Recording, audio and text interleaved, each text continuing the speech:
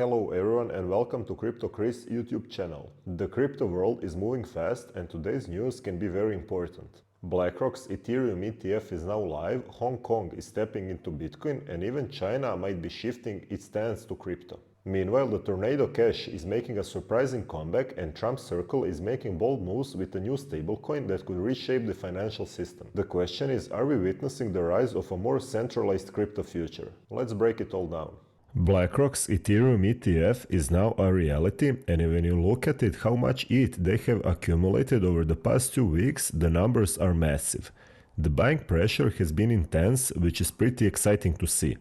Almost all of it is Ethereum, but they have also picked up some Avalanche, Aptos, Polygon, Arbitrum, and Optimism. Those holdings are growing as well. But let's be real, Ethereum is the main player here.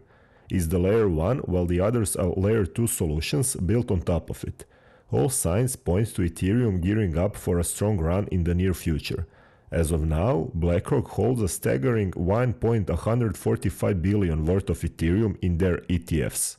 Next, we got some news coming from China, specifically from Hong Kong. Hong Kong Asia Holdings, a publicly traded company, has just bought its first 10 Bitcoin.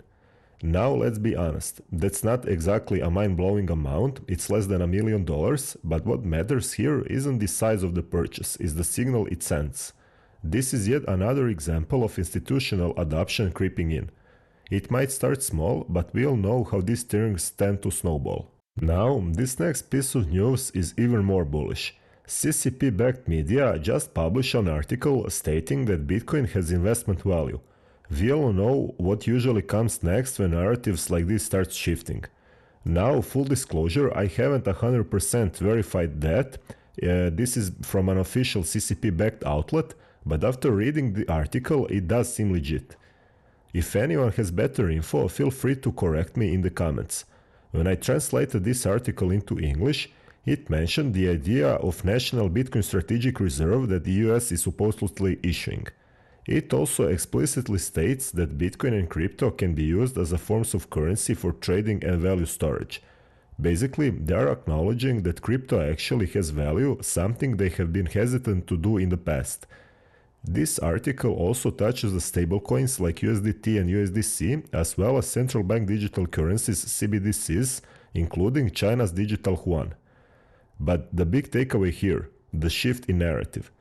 The article was written by the Deputy Director of Institute of Finance at the Chinese Academy of Social Sciences and Deputy Director of National Finance and Development Laboratory, so this isn't just a random blog post. If this is legit, it means the tide is turning. The US isn't the only one making moves towards Bitcoin, China seems to be inching in as well. Before we continue with the video, if you have Binance and hold BNB in Simple Earn, either flexible or locked, you might already be eligible for a free airdrop of the new PARTI token. Binance has announced the 13th project on the hodler airdrops page, Particle Network PARTI. Users who had their BNB subscribed to Simple Earn or on-chain yields from March 7th to March 11th will receive free PARTI tokens distributed directly to their spot accounts. Particle Network is a chain abstraction project designed to simplify blockchain interactions by allowing users to manage assets across multiple chains with a single account without needing bridges or native gas tokens. It powers innovative features like Universal Accounts and Universal X. Universal Accounts is one account, one balance across multiple blockchains, Ethereum, Arbitrum, Solana, etc., and users can spend assets across different chains without bridging or needing native gas tokens. Universal X is a self-custodial trading platform that allows seamless cross-chain token swaps across 14 plus blockchains. It functions like a SEX, but remains entirely on-chain and decentralized. On Binance website, you have more about this project. It's always good to do your own research. This is a great opportunity to get free tokens just by holding BNB. If you don't have a Binance account yet, you can sign up using the link in the video description and get a 10% discount on trading fees. Next up, Tornado Cash. This was a service that allowed users to transfer Bitcoin, well technically Ethereum, in a way that scrambled transactions, making it nearly impossible to trace the original source. In short, it provided privacy on a public blockchain. Now here's the big news. The US has officially removed Tornado Cash from its sanctions list. This is a massive win for financial privacy and digital asset transactions. In a world where privacy is constantly under attack, Seeing this reversal is honestly surprising, but in the best way possible. And let's not ignore the bigger picture here.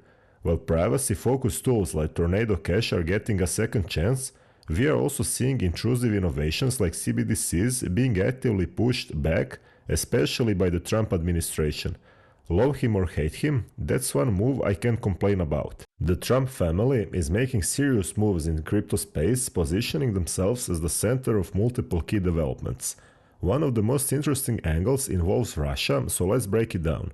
Steve Witkoff, the first US diplomat to engage with Putin directly, has met with him twice. He is also extremely close to Donald Trump, which means their discussions and perspectives likely carry weight in Trump's decision-making. But here is where it gets even more relevant for crypto. Witkoff's son, Zach Witkoff, is one of the co-founders of World Liberty Financial Project, a crypto initiative with global ambitions. Now the question is Trump positioning himself as he lies at the heart of the next global financial system? With the World Liberty Financial Project making moves in the UAE, China and even Russia, it's looking more and more like Trump wants to establish a dominant position in the crypto space, potentially rivaling traditional financial networks like SWIFT. If World Liberty Financial or a similar stablecoin standard gains traction, it could completely reshape global transactions, putting immense financial influence in the hands of those at its core. And now we got the most recent news where World Liberty Financial launches a stablecoin. I knew Trump was planning to make a new crypto central bank and his family plus inner circle of the center of it. This ensures his influence go way beyond US presidency. Honestly, I'm hopeful and terrified at the same time. As president, he can pretty much ban competition and make it into CBDC. This is both an opportunity and a challenge. On one hand, crypto adoption at this level is undeniably bullish, and anyone paying attention can see where things are headed. On the other hand, crypto was supposed to be about decentralization, and yet we are watching it become more centralized in the hands of the major political and financial players, and that's why supporting truly decentralized protocols remains crucial. While Bitcoin and crypto will continue to evolve, maintaining decentralization ensures that no single entity, whether it's a government, corporation, or a political family, has total control. So, as all these moves unfold, it's worth keeping a close eye on who's positioning themselves where, and more importantly, what that means for the future of crypto and financial sovereignty. Let's see Bitcoin ETFs inflows and outflows as well. As we can see in the past few days, we have some inflows into ETFs, which is a good thing. At the beginning of the March, we had massive outflows, and now situation is turning around and ETFs are buying more. We can see almost $800 million inflow in the past 10 days, so this could be one of the bullish signs. Also, we can see that Fear and Greed index stands at the number 47. And now let's see some crypto prices. Bitcoin sits at $86,668, a little bit down from the past 24 hours, 1.5%. Ethereum is down 3%, but also up 2% in the last 7 days. It's above $2,000. XRP $2.41, BNB $624, and Solana had the biggest drop in 24 hours, almost 5%, and it's now $140. The biggest gainer was Move, and the biggest loser was P Network. The battle for crypto future is unfolding in front of our eyes. On one side, we have major institutions and political figures shaping the market, while on the other, Bitcoin and decentralized protocols remain a stronghold in financial freedom.